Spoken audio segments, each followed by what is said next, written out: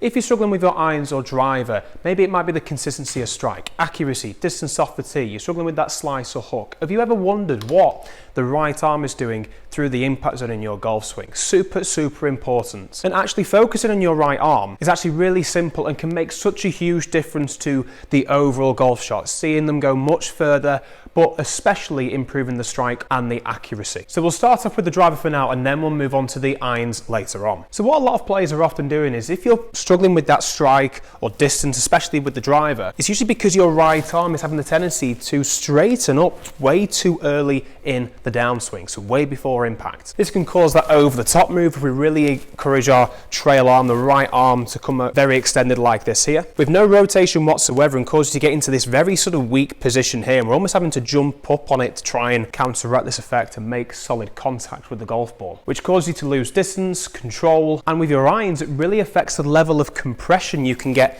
into the golf ball, so getting that ball and turf interaction afterwards. So in this video I'm going to give you a very simple technique, a drill to control this right arm throughout your entire golf swing, increase your distance and see way more shots hit out the centre of the club face, whether it's a driver or an iron. So if you're new to the channel, welcome. My name is Harry, PGA Golf Professional, down here at theGolfPROjx, transforming golfers worldwide. And if you'd like to get involved, drop those comments down below after the video of a tips or drills video you would like me to cover in the next one. And in this video we're going to be answering a question that came up a couple of weeks ago, asking for a video for a simple drill that can simplify both swings with the irons and the woods. Well, this one I'm about to show you with the right arm works with both clubs, and the best part about this is it doesn't change whatsoever. Whether you hit a 7-iron, a pitching wedge or a driver, the thought stays the exact same. Ever so slightly different with the irons, just to help with a little bit more compression into the golf ball. But apart from that, it's very easy, very simple to do. So let's dive straight into it. So what does his right arm do in the golf swing? Well, the best players out on tour,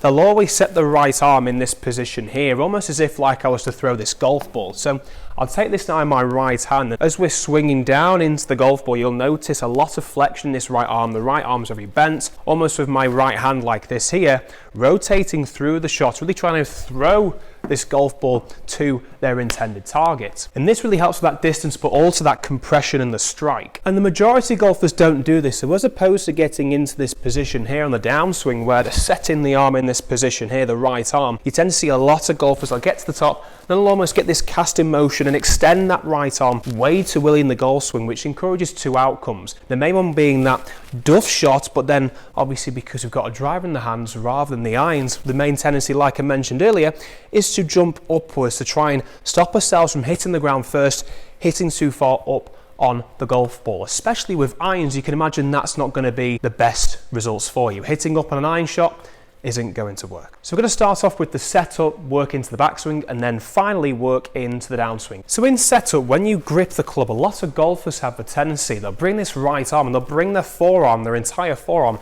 over like this here. Although the grip is really good, you can see how tense my forearm is here and how internally rotates, so how much turn the right arm has in this position here, coming towards my body like this. So they'll usually do this action with the right arm as they're coming in to grip the golf club, and that is totally wrong. We get into this position here, it encourages us to take the club back in all sorts of directions rather than getting this really nice position at the top of the swing that we all desire for. So we want to do the opposite. At setup, we want to be encouraging our right arm to set like this here. So if I was to set up to this driver shot now, rather than seeing this forearm very much internally rotated in this position here, so getting this motion with the forearm at address, we want to be encouraging the opposite. We want to be encouraging the right elbow to be pointing and facing towards us like this here, with the palm facing away from us towards the camera like so. So when I come to grip this now, obviously we don't want to grip it like this here, but we're just going to twist our wrist over like so, just to making sure this elbow is still facing towards our body. So when I come to gripping the club now, doing this, I'm all set in that right arm position there. This is going to make things so much easier for me now to then bring the club back into this nice position at the top. Then I can just easily rotate on the downswing, improving that distance but also accuracy. And that alone will give you the sensation of, right, this is where I want to be in my golf swing. I'll be setting the right arm in this position here, turn the wrist over rather than the whole forearm, and then we can set the club in position here and allow the right arm to set into the top of the backswing. But I know a lot of you will be thinking, well, hang on a sec, I need a feeling that takes me into the backswing. I need a feeling that takes me into the downswing. And this is what we're going to look at next. So let's have a look at the backswing now and how that works. So for this, I'm just going to take the driver away for now, and I'm just going to set up as if I was at the golf ball. Place my left arm anywhere, sort of around the chest area to make things easier for me. So from this position here, if I was to set this right hand here, and I was just to flex the right arm upwards like so, what am I doing here? I am making a bicep curl. So I'm not making this sort of deltoid raise here into this awkward position with this forearm and have to lift up out the way or drag the hand on the inside is what I see quite a lot as well. No, we want the right arm set here, doing and feeling this bicep curl taking place. So if I was then to bring this hand facing towards the target now, this is where it will be usually set in the actual driver swing itself. When we take the club head back now and get that bicep curl, we're all set into a much better position at the top. So we're doing this bicep curl all the way up to the top as we're just turning normally into the top of the swing. So what this looks like with the driver is dead simple. So going to take that driver again, really making sure that my trail arm here, so the right arm, the elbow is facing towards the body. I'm just going to turn the wrist over so I can grip it as normal. And then from here now, feeling that bicep curl and allowing myself to rotate as normal, we're all set in this position here. Really nice high with the hands rather than too low or sort of too stuck underneath like this here, or round.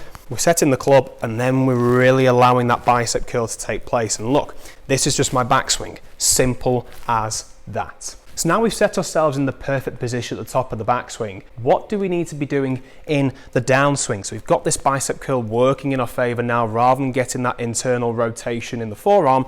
We're seeing it more external, ensuring that that elbow is pointing towards. As we grip the club now, we can just turn, allow this bicep curl to take place up to the top of the swing. What do we need to be doing in the downswing? Just to ensure that we're getting the club set in this position here, as mentioned earlier with the throwing action, having the right arm fairly flexed, as opposed to then bringing this action into play. How do we completely stop this for good? And the downswing just takes half a second as a pure guess, so how much do you really think you have to think about this? Not a lot at all. So I want you to imagine this. You've got a golf ball or a tennis ball and you're placing it in your right hand, very similar to what I spoke about at the start of the session. And we're setting the trail arm, we're getting it into this position here, getting that bicep curl. And for the downswing, all I want you to imagine is that you set this angle here and you're just maintaining this angle and allowing the body to turn through. Think of it as you really trying to throw this golf ball as far as you possibly can, rather than getting that overarm or underarm throw action somewhere in the middle, somewhere very much parallel to the ground. So when I set up here now, I'm going to take this ball up to the top of the swing, thinking of that bicep curl motion. And as soon as I start the downswing, I'm allowing my body just to naturally rotate through the shot, thinking of that trail arm staying nice and flexed all the way through.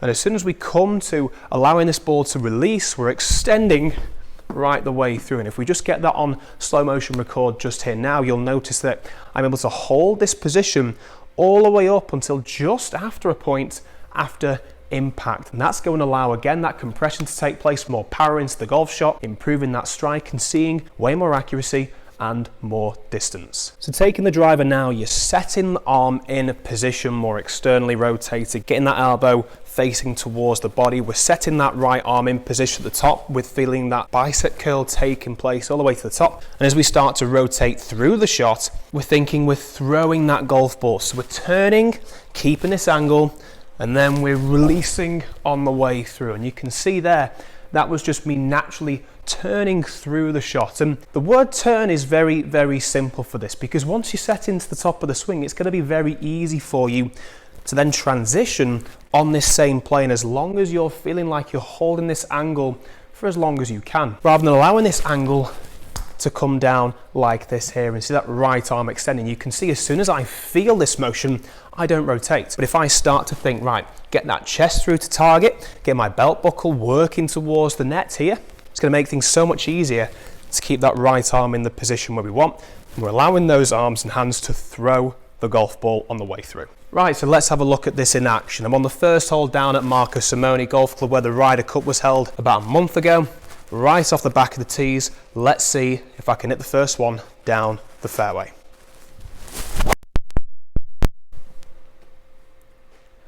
Nice hit. Is it going to stay there? Oh, please carry the bunker. Okay, so I've took the Tiger line on there at Marcus Simone Golf Club. I'll take that as my first drive. Let's go and hit the next shot. Now controlling your right arm with the irons, probably more important than the woods. Because with the driver, the ball position is very much in the front of the stance, and our aim is to hit up on the ball with driver. So if we get this little bit of trail arm extension like I mentioned before, as we come up to hit the golf ball, it's a lot easier to then get that upward motion. Yes, we're not going to get the strike, so it's not going to go as far, but we're still going to be able to launch this ball up in the air. Whereas if we did that with an iron, like I mentioned earlier at the start of the video, you're not going to get the best of outcomes. You're probably going to see that top shot if we don't lift up in time and extend upwards of the upper body, or as we do this, we end up topping the golf ball. So this can lead to two different outcomes. And the best ball strikers, you'll notice, will always get that ball then turf interaction after the golf ball. Now, never get it before the golf ball, very much so after the golf ball. So now how do we actually transfer this into the striking with the ironing to get that nice compression, then ball and turf interaction, see that extra distance, but more importantly, that accuracy?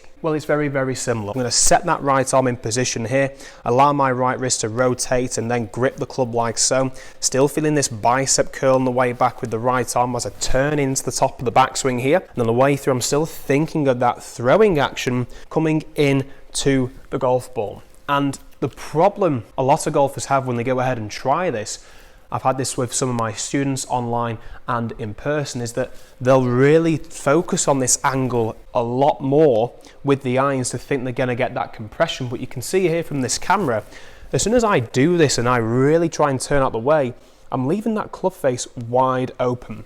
So what you've got to do instead is, and this is a skill by the way, it's going to take some time to get used to. It's going to take a lot of reps to get used to doing this, but a lot of the tour pros have a skill where they were able to, as they're coming into impact, fire those wrists into the golf shot. And you can see that this squares up the face. We're allowing those wrists to rotate more. This allows that club head to rotate more square and get that compression even more so.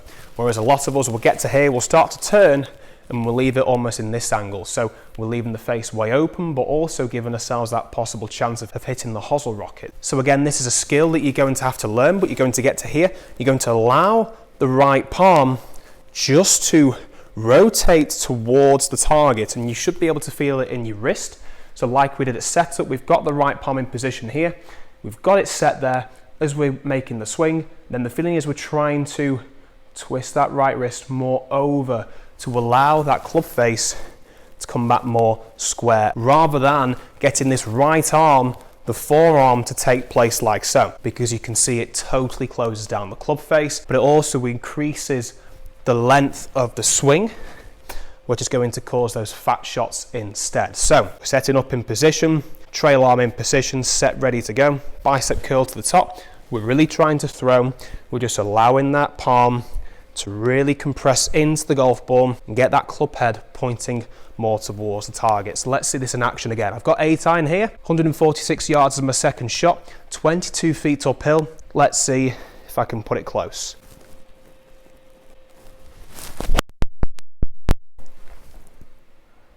That felt like a really pure compressed strike. I'm just hoping that's the club and I've not overhit it. Spin.